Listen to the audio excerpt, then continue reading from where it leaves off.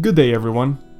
Today we'll be having a closer look at how to efficiently level your gathering classes with collectibles in the new Stormblood expansion. In addition to being an excellent source of experience, collectibles also provide red scrips, a type of currency necessary for purchasing tomes of folklore. For this reason, leveling through collectibles provides much higher value for your time as opposed to lev quests, which I would recommend saving for your crafting classes instead. Before we get started, it's important to first go over the optimal rotation used for leveling, also known as the red Scrip Rotation.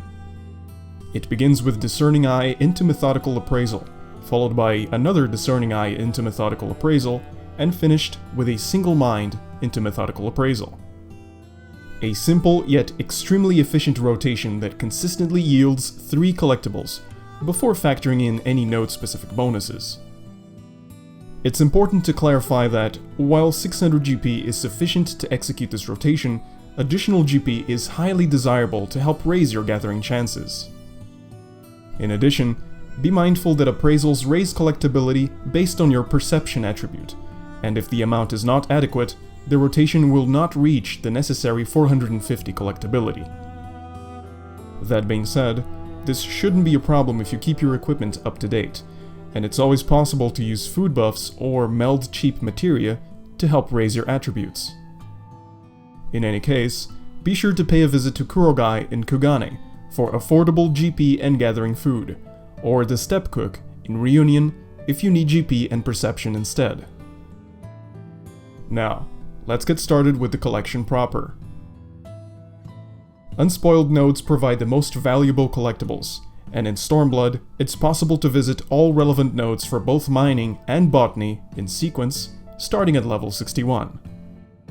With regards to timers, I strongly recommend utilizing a tracking website, such as the excellent Garland Bell, which you'll find a link for in the video description, to notify you when unspoiled nodes become available. For miners, the day begins with raw Trifane at the Fringes, in slot 6. Followed by raw Star Spinel at the Ruby Sea in slot 8. Once you have reached level 66, a new unspoiled node becomes available at the Asm Step containing raw Azurite in slot 7.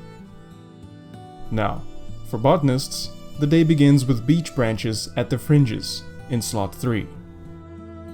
Followed by bamboo shoot at Yanxia in slot 8.